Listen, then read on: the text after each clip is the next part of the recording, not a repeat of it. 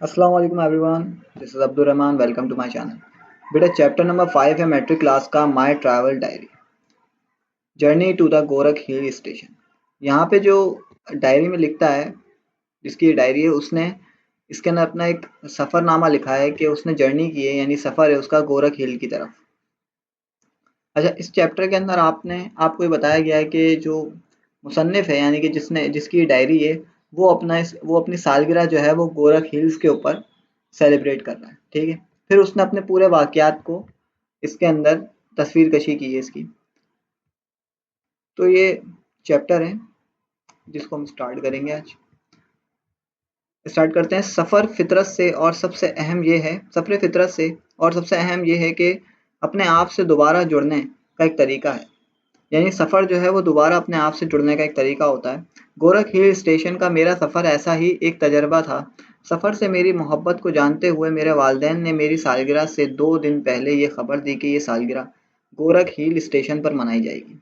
ये सतह समंदर से 5,690 फुट की बुलंदी पर वाक़ है और सिंध में सबसे पहले ऊंची चोटी और छुट्टियों का तफरी मकाम है। मुझे यकीन है कि आप गोरख हिल्स का मेरा सफ़र पढ़कर लुफ्त अंदोज होंगे और तारीफ करेंगे कि कितना शानदार सफ़र था। अच्छा, अब यहाँ पे जो है ये सफ़र स्टार्ट हो रहा है। हमने सुबह सादिक का आगाज़ पर एयर कंडीशन बस में सफ़र शुरू किया। 14 सयाहों के ग्रुप ने हमें खुशामदीद कहा और एक नज़र ने मुझे एहसास दिलाया कि तकरीबन 4 नौ उम्र बच्चे थे, जिसका मतलब ये था कि सफ़र मज़ेदार गुजरना था। मैंने खिड़की के करीब एक नशिस्त ली, यानी सीट ले ली, और हमारा तवील अरसे से मुंतज़िर सफ़र कराची से शुरू हुआ। गाइड ने सफ़र और रास्ते की वजाहत की जिस पर हम गुजर रहे थे। इसने इश्तिहार भी तकसीम किए जिसमें तफरीही मकामात के बारे में तफसीलात थीं। मोटरवे पर टोल प्लाज़ा अबूर करने के बाद मैंने अपनी मंजिल के रास्ते की तलाश के लिए अपने वाईफ़ाई ऑन किया।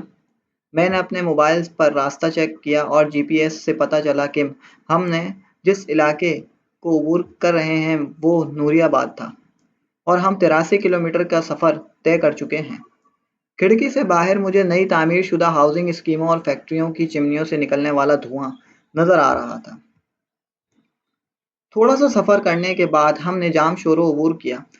अपने दाएं तरफ अजीम शान दरिया सिंध के कुछ मनाजिर देख सकता था। कुछ माहीगीर दिन के लिए मछली पकड़ने के लिए जाल बिछा रहे थे। मोबाइल एप्लीकेशन में पर मैंने देख सकता था कि हैदराबाद शहर दरिया के बिल्कुल पार है। गाइड ने अवामी खिताब के निज़ाम पर ऐलान किया कि हम एक छोटा सा चक्कर लेंगे और कोठरी बैराज पर होटल में गर्मा गर्म चाय के लिए फौरी 1 कप और पराठे के लिए जाएंगे। बैराज एक बहुत बड़े तवील पुल नुमा ढांचा था जो अजीम दरिया पर तामीर किया गया था।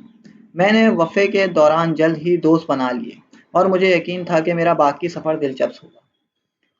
सफ़र अगले मरहले में हमने इंडस हाईवे ले ली, जो दरिया सिंध के दाएं किनारे किनारे चलती है। इस खत्ते में नकद फसलें उगाई जाती हैं। मैं बैलों के साथ साथ ट्रैक्टर को काश्तकारी के लिए इस्तेमाल होते हुए देख सकता था। बस चल पड़ी और जल्द ही गाइड ने ऐलान किया कि हम कुछ देर में सेवन पहुंच जाएंगे, जहां हम एक इंतहाई काबिल एहतराम सूफी लाल शहबाज कलंदर के मज़ार की मुख्तसर ज़ियारत के लिए अपने सफ़र में तवफ़ करेंगे, यानी कि वफ़ा लेंगे। ये ज़ियारत एक नाकाबिले यकीन तजुर्बा थी, क्योंकि ज़िंदगी के हर शोबे से ताल्लुक़ रखने वाले लोग सूफ़ी बुज़ुर्ग के मज़ार पर ख़राज अक़ीदत पेश करने आते हैं। ये ख़याल किया जाता है ये ख़याल किया जाता है कि इस मज़ार की ज़ियारत हर किस्म की बीमारियों के लिए शिफा फराहम करती है। रूहानी माहौल, लुहान और सुर्ख गुलाब की खुशबू और रंगीन चादरें मुझे नई दुनिया में ले गईं। हमारी आखिरी मंजिल यकीनन गोरख की पहाड़ियाँ थीं, जो सेवन से 4 घंटे दूर थीं। सेवन से निकलते ही बस में अच्छी तरह पैक खानों के डब्बों में हमें दोपहर का खाना पेश किया गया। दोपहर का खाना सेवन के करीब वाक़ मंछर झील से पकड़ी गई मसालादार मछली पर मुश्तमिल था। हमने इसे ताज़ा फ्रेश बख्श डिस्पोजल गिलास में फराहम किए गए गन्ने के रस से गले से नीचे उतारा, यानी कि उनको मछली और गन्ने का जूस दिया गया था। टूर ऑपरेटर सेवन से दोपहर के खाने का इंतज़ाम किया था। गाइड और ड्राइवर ने हमें पेश की खबरदार किया कि बस के सफर का आराम जल्द ही खत्म हो जाएगा। गोरख पहाड़ियों के दामन में हमें चोटी तक पहुंचने के लिए एक ढलवान सतह पर चढ़ने के लिए एक जीप में मुंतकिल किया गया। 4 किलोमीटर के तेज टेढ़े मेढ़े सफर ने मेरी वालदा और चंद बुजुर्ग को बीमार कर दिया, लेकिन हम इस मसले से निपटने के लिए अच्छी तरह तैयार थे। छोटी चोटी पर पहुंचकर मैंने महसूस किया कि मेरे खानदान ने मगरिब में जमीन के एक छोटे हमवार अच्छी तरह तैयार थे। चोटी पर पहुंचकर मैंने महसूस किया कि दुनिया की छत पर हूँ। यानी कि जब वो चोटी पर था तो उसको ऐसा महसूस हुआ कि वो दुनिया की छत पर है, जो खड़ी ढलवान और इंतहाई खूबसूरती से घिरा हुआ था। ताहम जैसा कि किस्मत में होता है, तमाम कमरे भरे हुए थे और हमें अपनी रात के क़याम के लिए ख़ैमा किराए पर लेने पड़े। मेरे ख़ानदान ने मगरिब में ज़मीन के एक छोटे हमवार यानी कि प्लेट, बिल्कुल ऊंचा नीचा ना हो, जहाँ पे पत्थर ना हो, उन जगह पर हमवार टुकड़े पर अपना ख़ैमा लगाया, जहाँ से बलूचिस्तान नज़र आता था। ये जगह गुरूब आफ्ताब देखने के लिए बेहतरीन मकाम था। रात के हल्के फुल्के खाने के बाद जब मैं खैमे से बाहर निकला तो मेरे हाथ में चाय का गर्मा-गर्म कप था। मैंने अपने आप को सितारों के एक साइबान के नीचे पाया, जिसके नीचे हमने आग जला दी।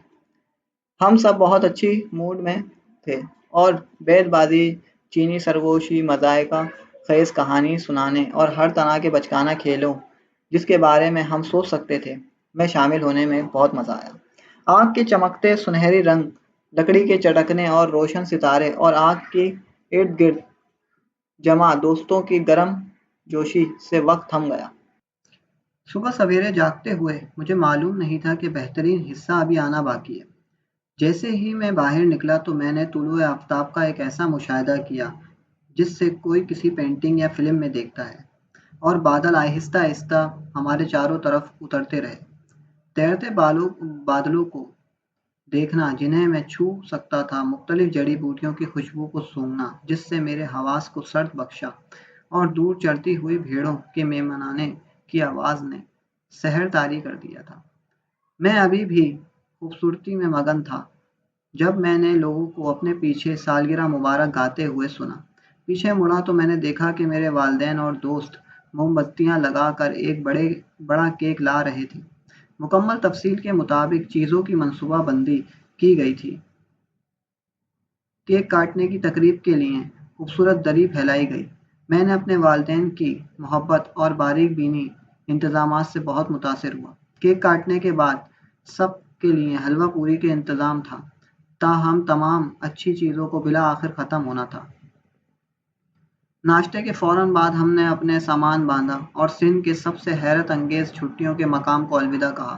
वापसी पर हमने एक मुख्तलिफ रास्ता अख्तियार किया और दादू मोरो पुल से सफ़र किया। गाइड ने ऐलान किया कि वहाँ से हम अपना सफ़र जारी रखने के लिए दूसरे किनारे पर जाने के लिए दरिया सिंध को अबूर करेंगे। दाएं किनारे के मुकाबले में यहाँ की ज़मीन हरी भरी थी। रास्ते में हम सड़क के किनारे दुकानों से कुछ यादगार अशिया खरीदने के लिए हाला में रुके। हमने दूर से तारीखी शहर टियारी की झलक भी देखी। इससे कबल गाइड ऐलान कर चुका था कि हम भिट शाह के करीब से गुजर रहे हैं, जहाँ दुनिया के अजीम तरीन शायरों में से एक हज़रत शाह अब्दुल लतीफ़ भटाई का मज़ार है। आखिरकार हम शहर हैदराबाद से गुजरे और मोटरवे पर पहुंचे, जिस पर हम एक रोज़ कबल कराची से सफ़र किया था। इस सफ़र ने मुझे नए दोस्तों, वाफिर जोशो खरोश और तफरीह का तोहफ़ा दिया। मजमूई तौर पर यह ज़िंदगी में एक बार पाने वाला तजुर्बा था। इब्न बतूता कितना सच्चा था जिसने जब इसने कहा था कि सफ़र आपकी ज़बान किंग करता है और फिर आपको एक दास्तान गो बना देता है। इसका मतलब ये होता है कि जब आप सफ़र कर रहे होते हैं तो आपकी ज़बान पे एकदम चुप सी लगी हुई होती है, आप सब कुछ सिर्फ देखते हुए चले जाते हैं लेकिन बोलते कुछ भी नहीं है। लेकिन जैसे ही सफ़र ख़त्म हो जाता है तो आप दास्तान गो बन जाते हैं और 10 लोगों के दरमियान उसको बता रहे होते हैं कि मैंने सफ़र किस तरीके से किया और मुझे अपना तजर्बा यानी कि मैंने जो सफ़र किया उसका मेरा क्या तजर्बा रहा, ये आप लोगों के दरमियान दास्तान बयान करते हैं। तो यहाँ पे ये चैप्टर हो गया कंप्लीट। अब हम बढ़ेंगे इसके सवाल जवाब की तरफ। सवाल जवाब इसके ज़्यादा नहीं है, सिर्फ क्वेश्चन नंबर 1 है, why did Asif parents decide to take him to the Gorakh hills for his birthday? Asif के वालिदैन ने फैसला क्यों किया था कि वो उसकी बर्थडे पर उसको गोरख हिल्स लेके जाएंगे? आंसर है, Asif's parents decide to take him to the Gorakh hill for his birthday because they know his love for travel.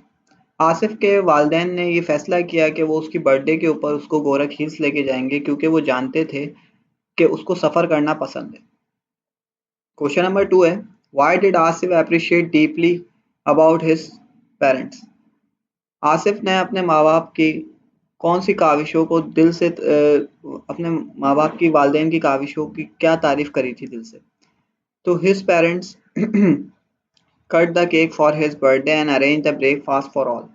उसके माँ बाप ने उसके बर्थडे का केक भी सेलिब्रेट किया और सबके लिए नाश्ते का इंतज़ाम भी किया। A beautiful rag had been spread out for the cake cutting ceremony.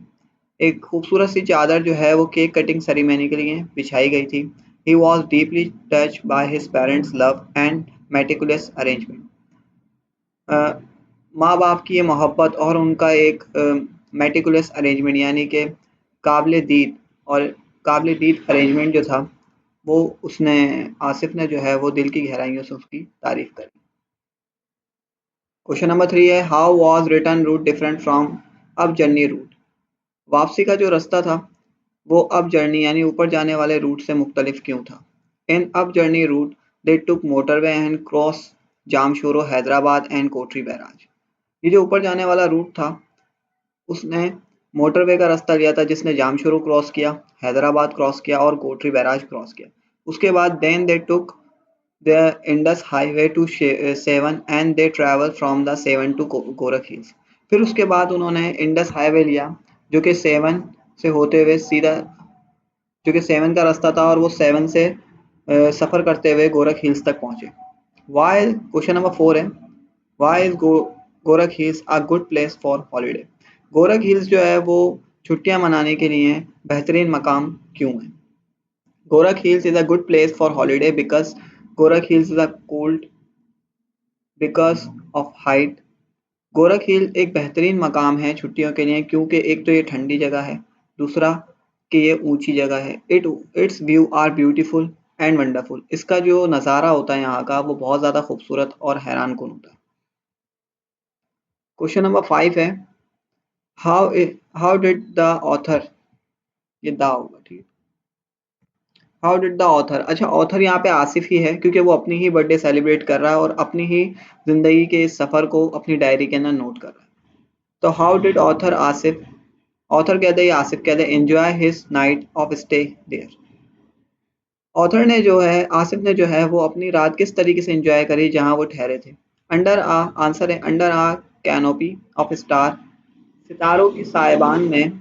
They lit the bonfire, उन्होंने आग जलाई। दे प्लेड बेटबाजी, Chinese whispering, sharing funny stories, all sort of childish game that they could think of. उन्होंने बेटबाजी का मुकाबला, बेटबाजी की, Chinese whispering की यानी कि सरगोशी, इसके अलावा जो भी एक दूसरे को फनी स्टोरी सुनाई और हर वो खेल जो वो सोच सकते थे बचकाना वो उन्होंने वहां पर खेला, जैसा कि हम चैप्टर में भी पढ़ चुके हैं। क्वेश्चन नंबर 6 इसका लास्ट क्वेश्चन है, why did they had to leave the bus and take the jeep to reach the top? उन लोगों को बस छोड़ के जीप क्यों लेनी पड़ी थी ऊपर जाने के लिए? They had to leave the bus and took the jeep because now they would be stepped up hills drive to reach the summit. उनको बस छोड़कर जीप लेनी पड़ी थी क्योंकि ऊपर का जो रास्ते थे वो ऊंचे नीचे थे तो वहां पर बस नहीं चढ़ सकती थी, इसीलिए उन्होंने बस को छोड़ के जीप का इस्तेमाल किया ताकि वो ऊपर चढ़ सकें। तो यहाँ पे इसके चैप्टर हो गया पूरा कंप्लीट, इसके सवाल जवाब भी होगा। सवाल जवाब जो थे वो एक एक लाइन के थे तो इसलिए सारे याद कर लेना। इसके अलावा कोई भी सवाल हो तो पूछ लेना। अल्लाह हाफिज़।